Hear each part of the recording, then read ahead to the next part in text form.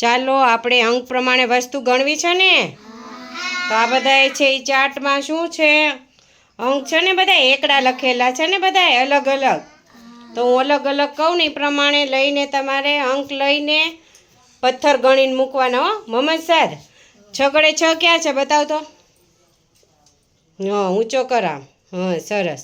હવે 6 પથ્થર ગણીને મૂકતો. 1 2 3 4 5 6. હા સરસ. હવે તું બેસી જા. મોહમ્મદ તું બતા તો બટા. હવે તને જે કહું ને એ અંક લેજે તું. હો 7 × 7 ક્યાં છે બતાવ. હા સરસ. હવે 7 પથ્થર ગણીને મૂકતો બટા.